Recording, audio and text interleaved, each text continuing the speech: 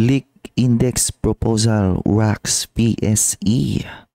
Free float liquidity rules under review. This is the subject for today's TRFM stock commentary. So here's an article from Manila Bulletin na parang may leak data or speculation na gagawa ng ruling adjustment. Paano nagde-decide yung magiging composition ng PSEI, yung main index ng Pilipinas, na possible baguhin daw yung siguro ito yung free float requirement tsaka liquidity requirement. Na para sa akin, itong dalawang criteria na to, para saan irrelevant na yan kung masatisfy man yan ng isang company. Kasi may mga companies out there sa Pilipinas na kahit hindi nila masatisfy to, I think deserve nila na mapunta sa main index kasi maganda sila na business.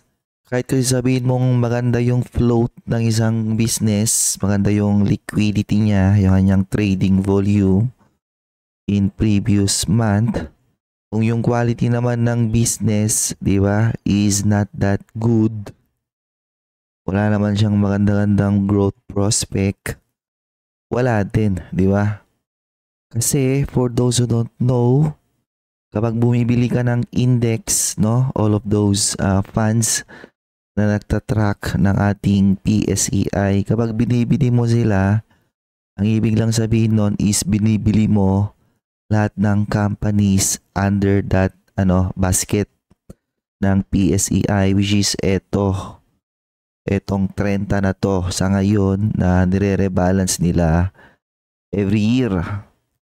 Na para mapunta ka rito or mapasok ka sa 30 na to, diba? Kailangan mong masatisfy yung condition. And one of those conditions is free float. Other condition is liquidity. So let's say certain company na satisfy niya to, free float, liquidity. And then, dahil na-satisfy niya yon together with its yung market cap na medyo malaki, napunta siya rito, na-include siya rito. Pero hindi naman maganda yung kanyang business. And syempre dahil binibili mo ang PSEI, di ba? So every time na binibili mo ang PSEI or all of those funds that are tracking the index, naidadamay mo yung mga ganong klase ng businesses na dito pa lang sa 30 na to, may mga businesses na dito na hindi ko trip di ba? Na pwede silang tanggalin or actually madaming pwedeng pumalit sa kanila. Okay. And in fact, one of my criticism kay PSEI is feeling ko dapat pinagsasama na lang nila ang etong 30 na to tsaka yung 20 sa may ito yung nasa mid cap index. So 20 plus 30, di ba? That would be 50 na stocks that I think kapag nagsama yung dalawa, mas magiging maganda yung representation nila sa overall growth ng economy ng Pilipinas. Kasi for sure, madami silang sector na makakover, madami silang iba't ibang klase ng sources of revenue na maika-cover na magre-reflect sa stock price or valuation ng PSEI. In fact, ang pahit nang nangyari sa sa nagiging rebalancing minsan ng PSEI. Example kunyari last year, di ba? Kasi last year nag-start ko ng i-value yung PSEI based on my valuation model. And based on my valuation model, yung shinare ko last year in my channel, based sa composition ng index last year is nandito siya I believe nandito around 6869. Yung aking pinaka bargain price or pinaka-attractive na valuation ng PSEI. And then gumawa ng rebalancing ang PSEI this year. So may matinanggal siya. Wilcon Depot, tinanggal niya to. Ano pa ba? Nakalimutan ko rin iba Basta may matinanggal siya. And then may pinasok siya ng mga malalaking business like ang pinasok niya is China Bank. And may isa pa eh. Ito A-REIT, under big business in terms of market cap. So may dalawang business na natanggal na malilit yung market cap and nagpasok ka ng isang or dalawang business na malaki yung market cap. Ang nangyari is karon ng distortion, di ba? Sa allocation, okay? Sa allocation ng mga stocks under PSEI, di ba? Kasi nga ang allocation ng stocks under PSEI is based on market cap. So nagtanggal ka ng dalawang maliliit, nagpasok ka ng dalawang malaking company, natural lang na yung ipapasok mong dalawang malaking company, kakain yun ng allocation. So ang mangyayari, babawasan mo ng allocation yung madaming companies dito, bla bla bla. And i-reallocate mo sila sa dalawang bagong papasok. So ang nangyari is nagkaroon ng malaking eto yung January na to. Karoon siya ng 10% downside in 1 month due to that rebalancing na nung una akala ko lang siya nag-overreact yung market na hindi ako naniniwala na dapat ganoon yung reaction ng market. However, nung napag-report na ng ng mga fundamentals yung mga bagong composition ng PSEI, and then kinalculate ko ulit yung para sa akin yung pina-bargain price na intrinsic value ng PSEI. So eto malupit dyan, di ba? Ito yung bagong lumabas sa aking valuation based on 4th quarter of 2024 na makikita nyo bumagsak yung bargain price ko ng PSEI. So kanina sinabi ko yung lumabas sa akin last year is around 6.8, 6.9. Ngayon nandito na lang siya 6.3. Na etong valuation ko to hindi ko lang to kakagawa matagal ko na tong ginawa. And na-share ko na siya sa aking Patreon to all the sponsors and supporters of my channel. It just so happen na talagang magaling ako eh. Guhit na guhit. Diyan sa sila ngayon tumatambay. Diba? Nakachamba talaga ako eh. Well, ang gusto ko lang i-point out doon is because of that rebalancing na ginagawa ng PSEI. Diba? Nadi-distort yung valuation ng PSEI mismo. Kasi nga wala siyang magandang smooth transition from mid-cap index na mga pumapasok papuntang main index. Diba? Kung baka nabibigla yung PSEI, nabibigla yung rebalancing na nangyari. However, kung sana pinagsasama nila yung dalawang to, diba? Kasi yung mapapasok ng main index, dito lang din naman manggagaling yan eh. Diba? Sa mid-cap. So bago pa man sila pumasok sa main index, di ba? Yung growth na ginagawa ng mga nandito sa mid-cap, supposed to be dapat nakaka-capture yan ng PSEI eh, di ba? Kunyari China Bank. So before the rebalancing na nangyari January, eto. So before this actually, gumagawa na siya ng di ba? Yung kanyang 2024. January 30, pumunta siya sa 60. Diba? So gumawa siya ng run up pero hindi yun na-capture ng PSEI. Kasi nasa mid-cap index siya. Ngayon, China Bank biglang ipinasok sa main index, wala na, di ba? So nakagawa na siya ng run up. Etong run up niya na to, lang to eh, based on rebalancing na lang to. So nabigyan siya ng additional allocation kasi nga nasama na siya sa main index, di ba? Ito ulit, ito si DG Plus, di ba? Malapit na tong pumasok sa main index siguro by by next rebalancing ipapasok na to. Ayun malaking company na naman to eh. 263 billion na for sure.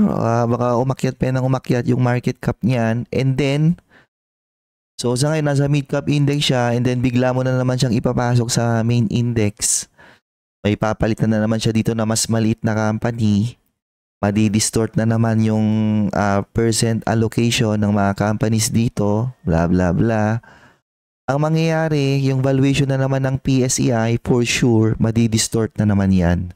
Kaya ako, itong mga ganitong klase ng rules na free float liquidity, hindi siya, for me, hindi siya ganun ka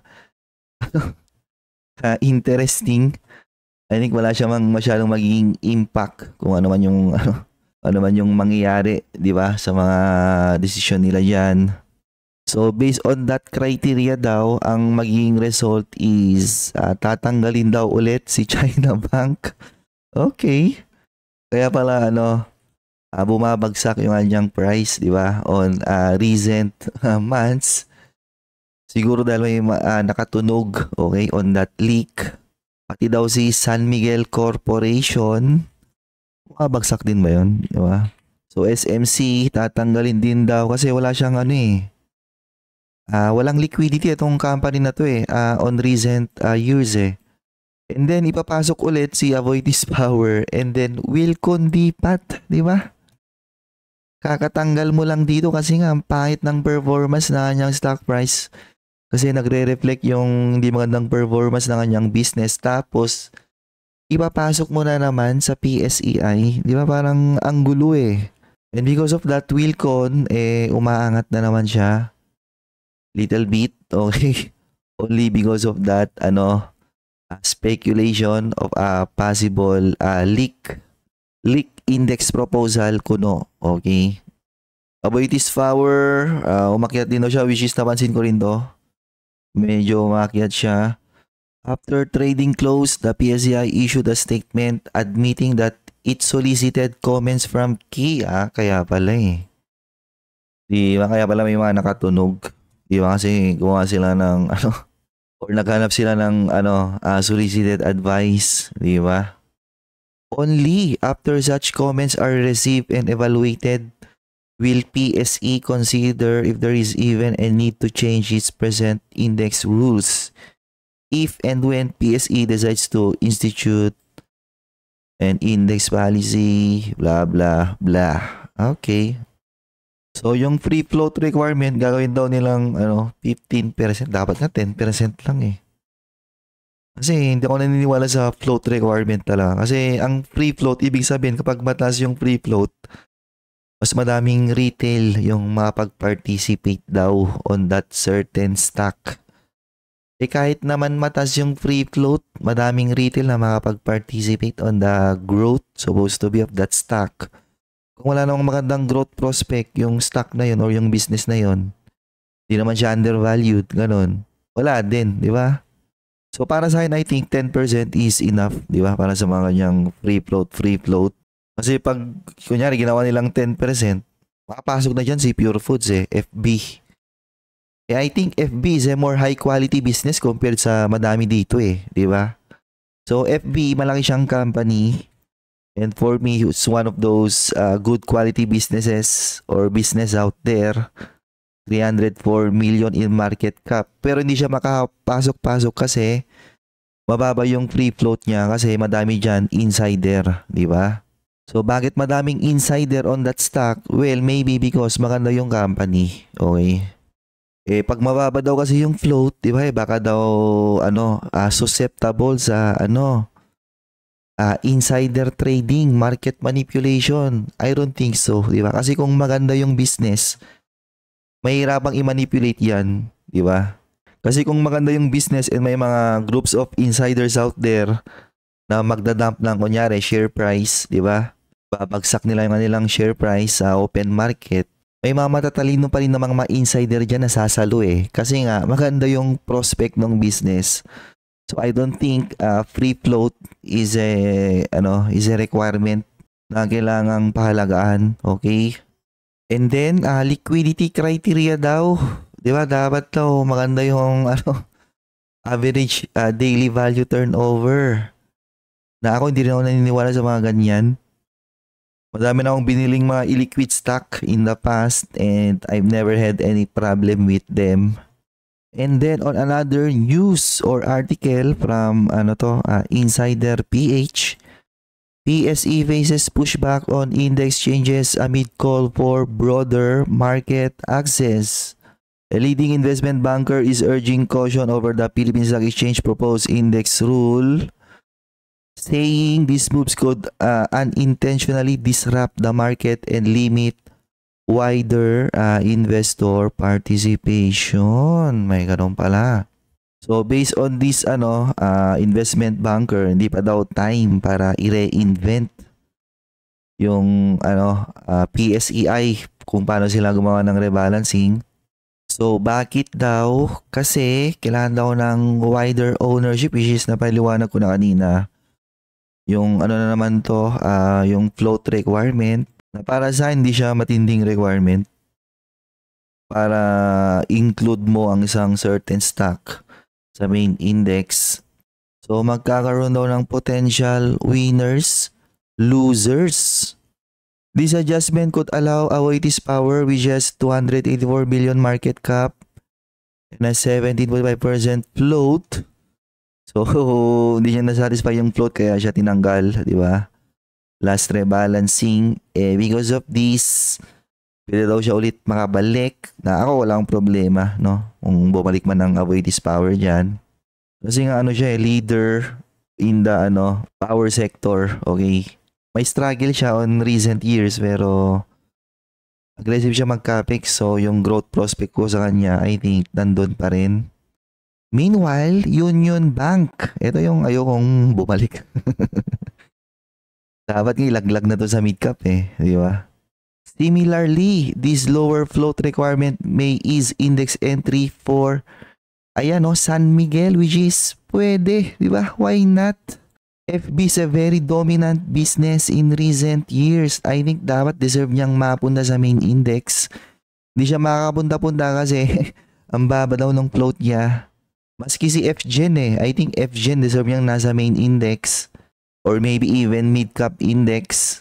Hindi siya makakapunta-punta kasi nga mababa daw yung kanyang float. Good for an IPO-bound GCash. This change may also facilitate potential GCash IPO. And index inclusion in the SEC permits a sub 20% float. Kasi ang GCash for sure madaming madaming insider ngayon dyan. Diba? Kasi nag-start yan ang small na fintech.